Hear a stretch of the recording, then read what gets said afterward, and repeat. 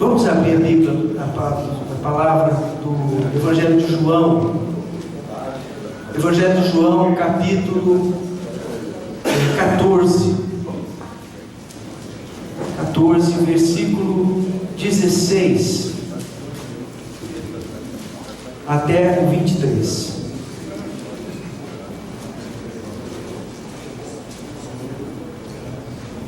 João 14, do 16 ao 23. Vamos lá? Vamos ler juntos? Aquela voz bonita que nem os irmãos que cantaram. Vamos lá? E eu rogarei ao Pai, e Ele vos dará outro Consolador, a fim de que esteja para sempre convosco. O Espírito da verdade, que o mundo não pode receber, porque não o vê, nem o conhece. Vós o conheceis, porque Ele habita convosco, e estará em vós. Não vos deixarei órfãos, voltarei para vós outros.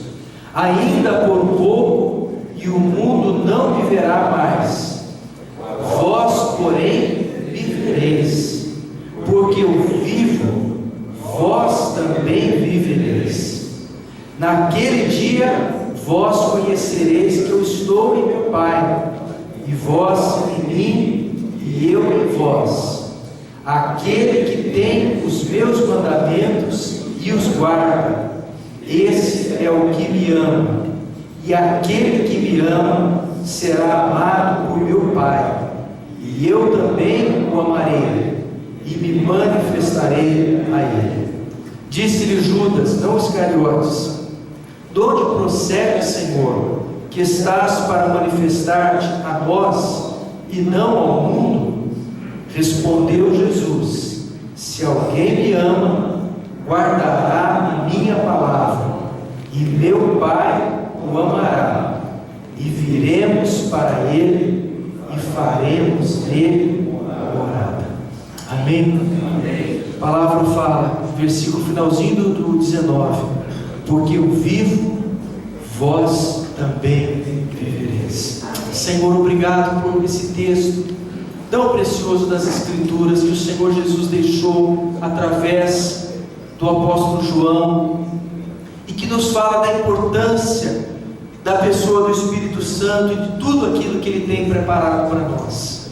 Senhor, que nessa noite, ao ouvirmos a Tua palavra, sejamos encorajados, sejamos fortalecidos, sejamos renovados, ó Deus, para que, como foi cantado, possamos estar naquele dia no céu, para coroar o Rei, para estar com o Senhor, mas aqui em vida, Senhor, também viver uma vida cheia do Espírito Santo, uma vida cheia da Tua presença. Abençoe e fala no nosso coração, e nos ensina algo mais da Tua palavra, em nome de Jesus.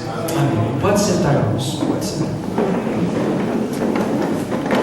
João foi muito feliz na exposição do seu Evangelho. O Evangelho de João é diferente dos outros Evangelhos, Mateus, Marcos e Lucas.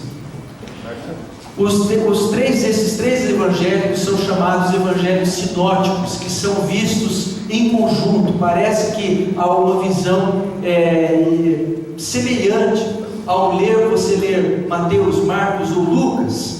Você encontra algumas semelhanças, alguns trechos que são parecidos, alguns trechos até são quase que literais. O que está em um, quase o que está no outro. Há algumas diferenças, mas no Evangelho de João, não. O Evangelho de João, ele escreveu algumas coisas que os outros não escreveram. E como os irmãos sabem, João foi um daqueles que estiveram presencialmente andando com o Senhor Jesus. Mateus e João. Lucas e Marcos não foram apóstolos. Estiveram no início da igreja, participando da igreja, mas não foram dos apóstolos. Mateus e João eram apóstolos. E a palavra fala que João era daquele grupo de Pedro, Tiago e João, então mais próximo. E João, ele separou do capítulo 13, por exemplo, do capítulo 13 até o finalzinho, foram acontecimentos que aconteceram numa noite.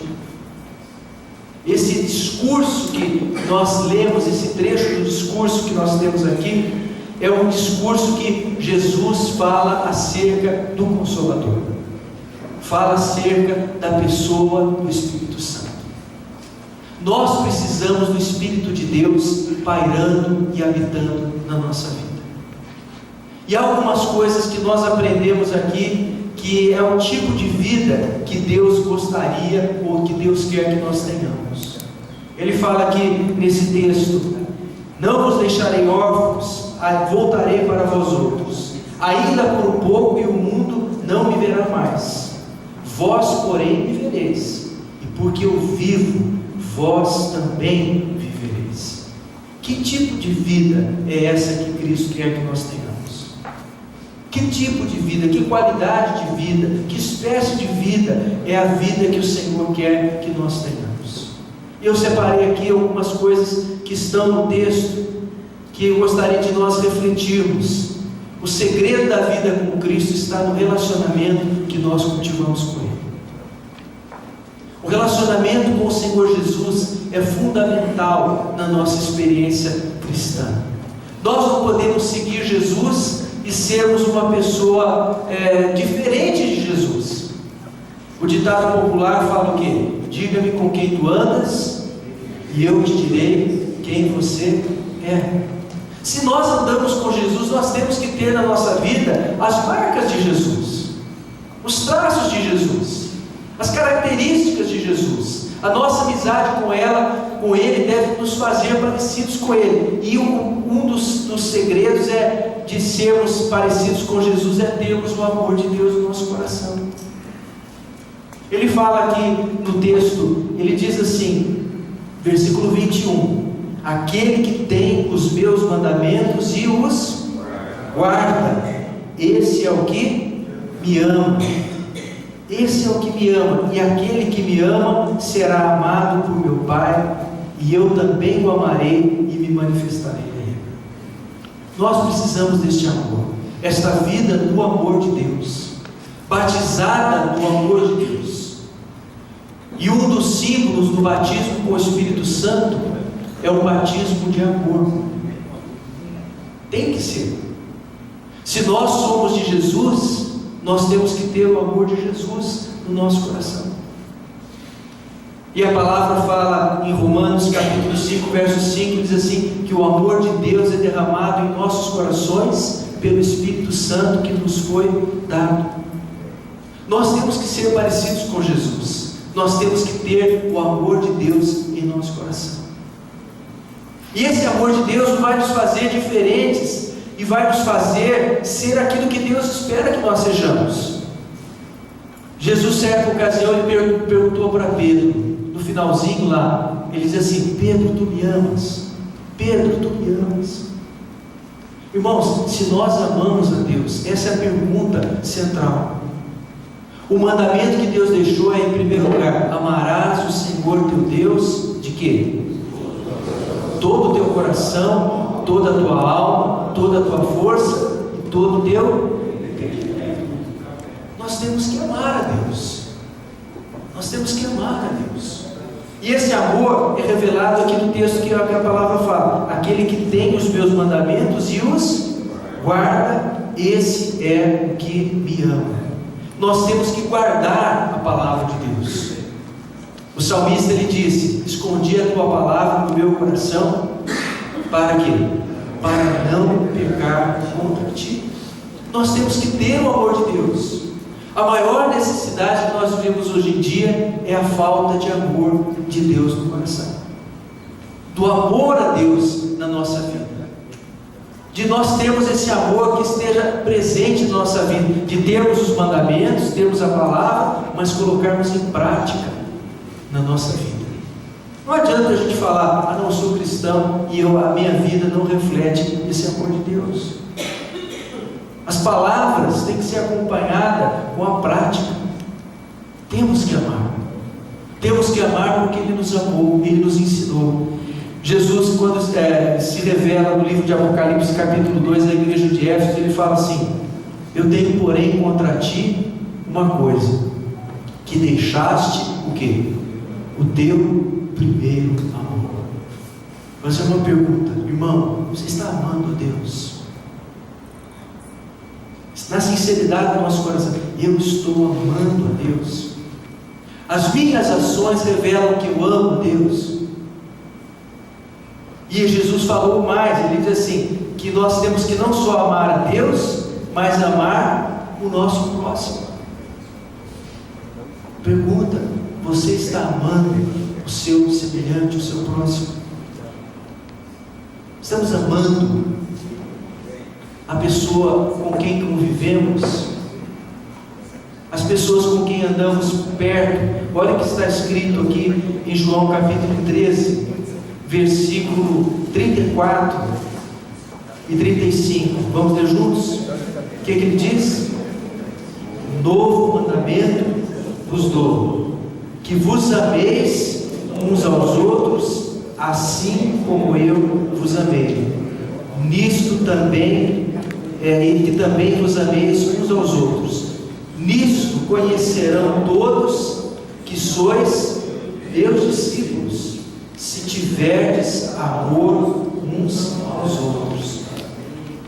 Irmãos, como foi cantado aqui no céu, que não está para coroar o reino, o céu é um lugar de amor. O céu é um lugar de perfeito amor. Agora nós temos que começar a viver em amor aqui. Nós temos que começar a viver a nossa experiência cristã aqui. Viver no amor de Deus, viver com o amor de Deus no nosso coração. Paulo, escrevendo aos Coríntios, primeira carta, capítulo 13, ele fala assim: ainda que eu fale a língua dos homens e dos anjos, se não tiver amor, serei como metal que soa, ou como símbolo que retine. Ainda que eu entregue até o meu próprio corpo para ser queimado, se não tiver amor, nada disso me aproveitará. Nós temos que ter o amor de Deus no nosso coração. E a palavra fala, volta lá para o capítulo 13, 14, ele diz assim: e eu também o amarei, e me manifestarei a ele. Uma coisa é o nosso amor a Deus, o nosso amor ao próximo, às pessoas que estão ao nosso redor. Faça essa pergunta: eu estou amando as pessoas que estão ao meu redor? Amando, convivendo, perdoando, compreendendo. Nós temos que ter o amor. É coisa séria, irmãos, é coisa séria. Naquele dia o Senhor Jesus vai questionar sobre o nosso amor uns pelos outros, o nosso amor de prática cristã, de nós amarmos a Deus. Nós colocamos a Deus como o primeiro da fila, ou nós falamos assim: ah não, Deus, se quiser, ele entra na fila lá, vai ficar no fundinho. Então Deus vai falar assim também, do mesmo jeito: olha, quando você chegar lá, ó, se eu quiser eu vou colocar você, senão você fica fora do meu reino por toda a eternidade. Não é brincadeira, irmãos. Nós temos que ter o amor de Deus em nosso coração. E a palavra fala que Deus também nos ama. Isso nos sustenta, irmãos. O amor de Deus foi provado, demonstrado. O amor de Deus provado por nós, fala assim: e aquele que me ama, eu também o amarei e me manifestarei a ele, e aquele que me ama será amado por meu Pai. Será que temos essa convicção? Deus me ama. Deus me ama. Eu tenho essa convicção na minha vida, do amor de Deus por mim. Irmãos, quantas vezes no meio das provas, das lutas, a nossa tendência é falar assim: ah não, se Deus me amasse, eu não estaria passando por esse problema, eu não estaria passando por essa dificuldade, eu não estaria passando por essa dor, por esse sofrimento. Quem aqui já passou dor ou passa por dores? Levanta a mão. Deus deixou-nos de amar? Não. A palavra fala que Ele nos amou de tal maneira que Ele foi àquela cruz por mim e por você. Isso é amor. Então, quando você está passando por lutas, por provas, e Jesus falou assim: estas coisas vos tenho dito para que tenhais paz em mim. No mundo vocês terão aflições. Tenham bom ânimo. Eu venci o mundo. Cultive o amor de Deus. É fácil a gente amar quando está tudo bem, mas Deus nos chama para amarmos no meio das lutas, no meio das provas. E a palavra fala que o amor de Deus é derramado em nossos corações pelo Espírito Santo que nos foi dado. Deus quer que você tenha um coração cheio de amor. E a palavra fala: vocês serão conhecidos se tiverem amor uns aos outros. Então peça a Deus: Senhor, aumenta o meu amor. Aumenta o meu amor. Outra coisa que ele fala também é comunhão. Ele chama a atenção aqui, a comunhão. Verso 23, ele diz assim: se alguém me ama, guardará a minha palavra, e meu Pai o amará, e viremos para ele, e faremos nele morada. Os discípulos de Jesus gastaram muito tempo com Jesus. Jesus chamou eles para ficar 3 anos com ele. Nós precisamos gastar tempo com Deus na nossa vida. Não gastar tempo, eu tinha colocado gastar tempo, e daí eu troquei a palavra. Investir tempo. Investir tempo.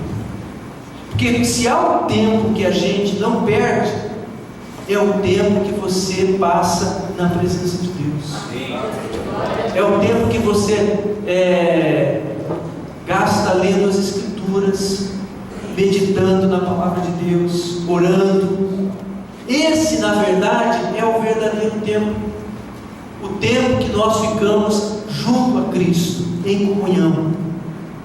E João escreve na sua primeira carta, ele fala assim: ora, nossa comunhão é com o Pai e com o seu Filho, Jesus Cristo. E na bênção que o apóstolo Paulo deixa lá no finalzinho da segunda carta aos Coríntios, capítulo 13, verso 13, ele diz assim: e a graça do Senhor Jesus Cristo, o amor de Deus, nosso Pai, e a comunhão do Espírito Santo sejam convosco. Nós precisamos dessa comunhão, deste relacionamento que faz a nossa vida ter a vida semelhante a Jesus. Um relacionamento de comunhão. Nós precisamos da comunhão uns com os outros, irmãos em Cristo, mas nós precisamos da comunhão com Ele.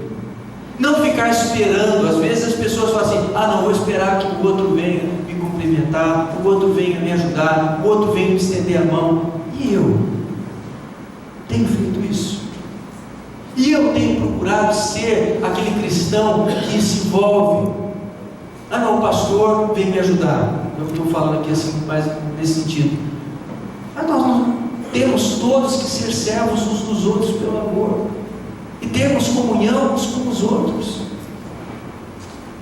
e vivermos em harmonia uns com os outros, em perdão uns com os outros, buscando a graça de Deus para colocar em prática aqueles aspectos que são centrais na nossa fé. Certa ocasião, Pedro chegou para Jesus e falou assim: Senhor, até quantas vezes se deve perdoar a alguém? Até 7 vezes? E Jesus falou assim: eu não te digo que seja 7 vezes, mas eu te digo que deve ser até 70 vezes 7. Vou fazer uma pergunta: quem já falhou aqui? Quem já falhou? Quem já pecou? Pode levantar a mão. Ok, pode levantar a mão, as 2 mãos.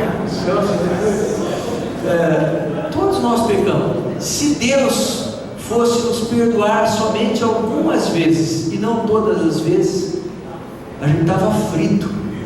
Eu estaria frito, você estaria perdido também, e nós estaríamos condenados. Mas cada vez que você vai a Cristo com o coração arrependido, cada vez que você vai a Deus com o coração arrependido, o que você encontra no Senhor? Misericórdia, perdão.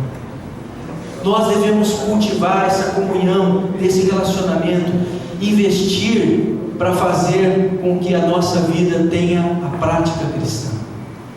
Eu ouvi uma semana passada um diretor de um curso de inglês, ele falava o seguinte: o problema do aprendizado da língua, de um idioma, é que começa às vezes o idioma pela gramática, pelos termos dos verbos e tudo mais, e começa a entrar muito na questão teórica, a gramática, as teorias.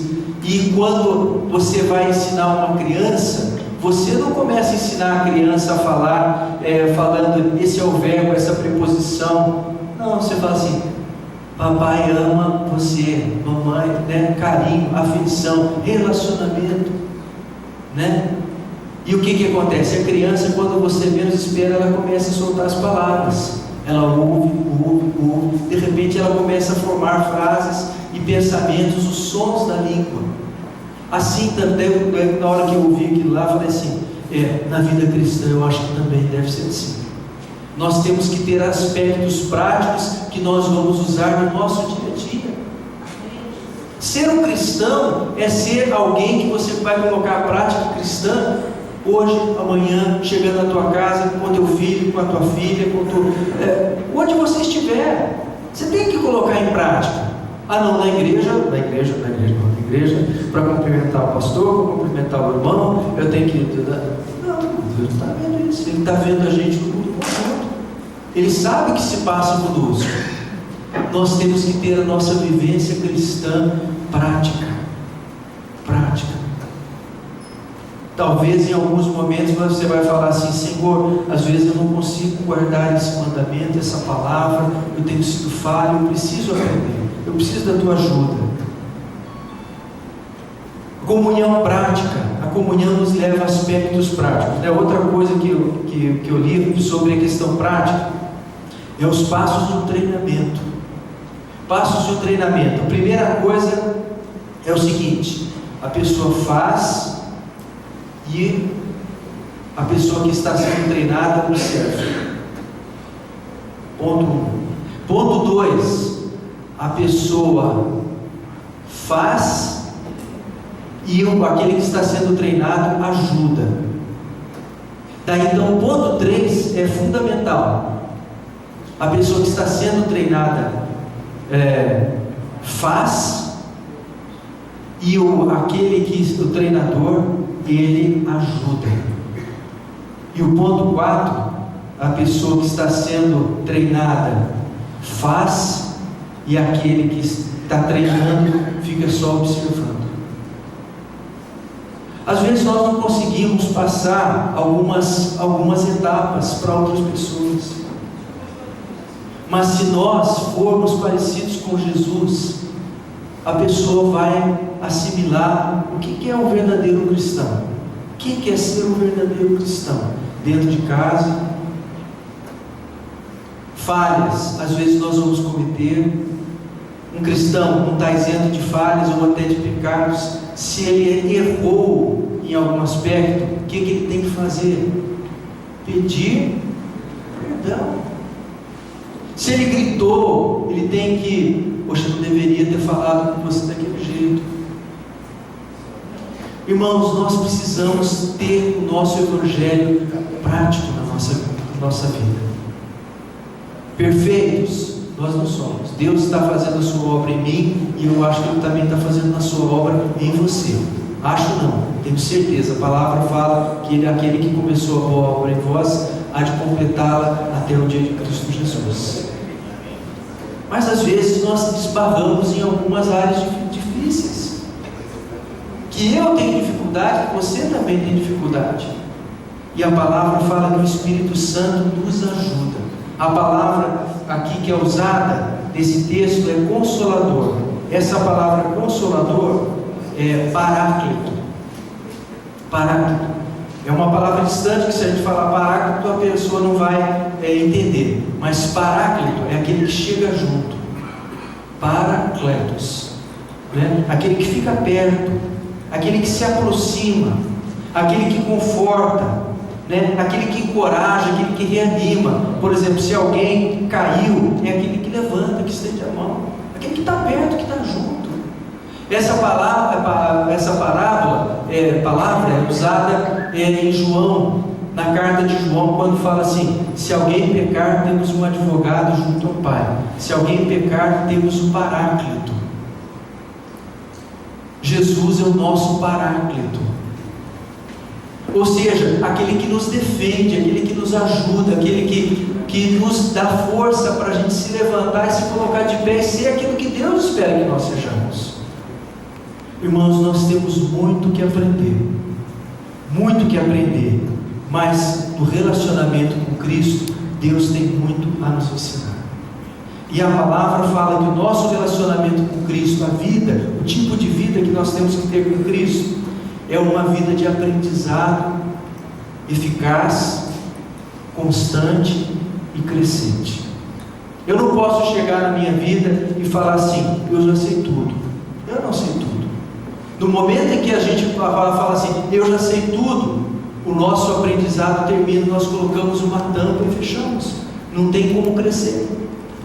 Agora, no momento em que fala: não, eu preciso aprender um pouco mais, eu preciso melhorar um pouco mais, eu preciso crescer, nós vamos ao Paráclito, nós vamos ao Senhor e nós descobrimos o que? Olha o que está escrito aqui no versículo 26.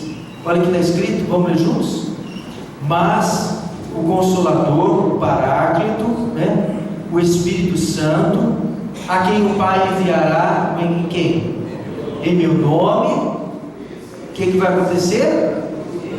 Esse o que? Vos ensinará todas as coisas e vos fará o que? Lembrar de tudo que vos tem dito. O Espírito Santo, Ele vos ensinará todas as coisas.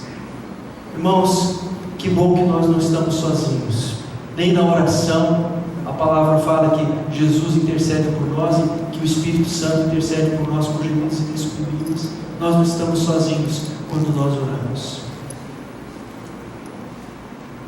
Então ore, coloque as suas causas a Deus, crendo que Deus vai intervir na sua luta, na sua causa, no seu problema ou na sua vida. Às vezes Deus não muda as circunstâncias, mas muda a nossa maneira de enxergar as circunstâncias. Ele vos ensinará todas as coisas. Irmãos, talvez nós não estejamos vivendo uma época tão difícil como é a presente que nós estamos vivendo. Cercados de conforto, cercados de mordomia, cercados de... Você pega ônibus, que antes a pessoa tinha que caminhar, fazer longas caminhadas. A pessoa não tinha água, a pessoa tinha que pegar o jarro lá e levar o jarro. Hoje a pessoa tem a água encanada. Temos várias coisas. A plantação vem lá e você não precisa buscar, não precisa colher. Você tem, você vai no mercado, paga um valor, uma importância lá e consegue ter alimentação. Antes a pessoa precisava colher. Eu não sei se alguém aqui já bateu o arroz, o feijão, ou debulhou essas coisas. Não é coisa fácil. Para você ter o alimento, demanda trabalho. Hoje as máquinas fazem o trabalho, mas nós não vivemos um momento tão difícil, quando as pessoas estão longe do Senhor, vivendo uma vida alienada de Deus. E às vezes você fala de Deus, ou menciona o nome do Senhor Jesus, a pessoa coloca: não vem me falar de religião, vem me falar de religião. Nós devemos tudo a Ele, mas nós não somos tão gratos quanto deveríamos ser. Deus quer trabalhar na nossa vida. Deus quer agir no nosso coração. Deus quer nos ensinar. A palavra fala: ensinar o quê? Todas as coisas, e nos fazer lembrar de tudo que o Senhor Jesus nos disse.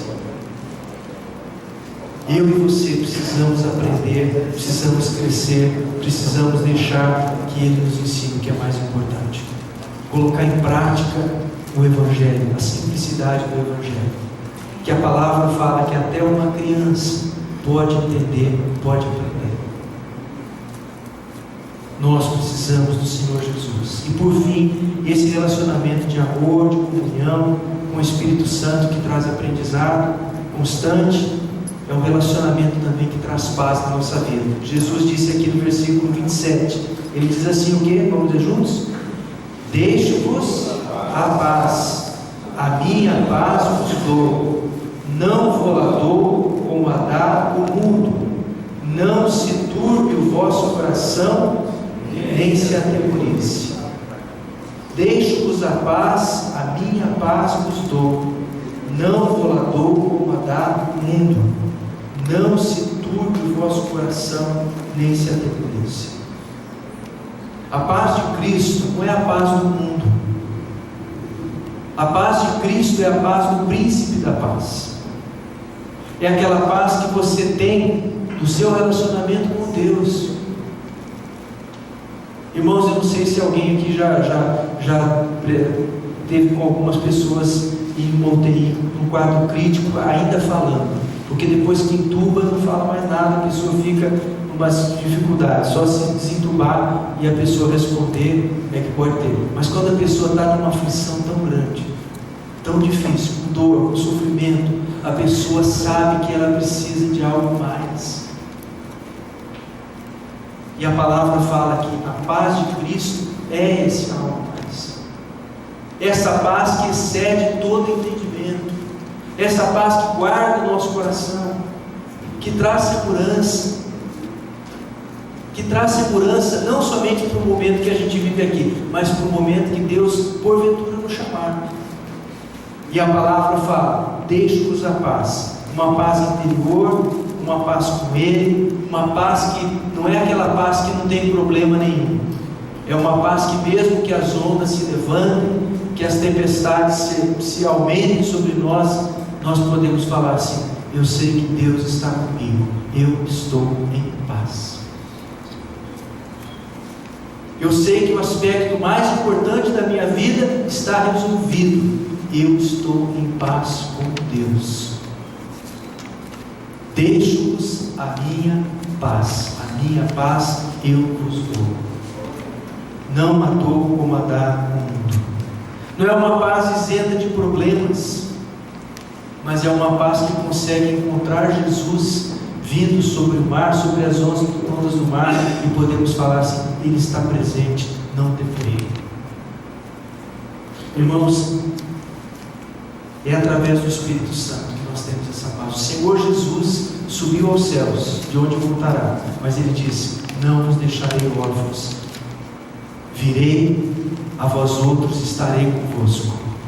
O Consolador estará presente, Ele habitará convosco e Ele estará em vós. Você tem essa presença do Espírito Santo? Tem um hino que nós cantamos no inário que diz assim: Ele habita, aleluia, hoje em mim mora o Consolador. Sinto paz e bem-estar em meu doce caminhar. Hoje tenho um Consolador. O Paráclito está comigo. O Espírito Santo está em mim. Ele vive em meu coração. Amém. Irmãos, a nossa vida passa muito rápido aqui, mas se nós estivermos com o Senhor Jesus, a nossa vida e a nossa paz e a nossa comunhão e o nosso amor vão se esticar para a eternidade, para estarmos com o Senhor. Essa semana, a mãe de uma irmã que estava numa casa de idosos, já muito doente, 95 anos, a mãe da irmã Lili, na segunda-feira, o Senhor a chamou. 95 anos, tem muita gente que não chega a 95 anos. E ela falou assim: não, a mãe confiava em Deus, ela estava com o Senhor Jesus. Quando pôde, ela confiava em Deus. E ela estava bem guardada no Senhor e descansou no Senhor. Irmãos, quando temos a Cristo, o nosso Senhor, nós estamos bem.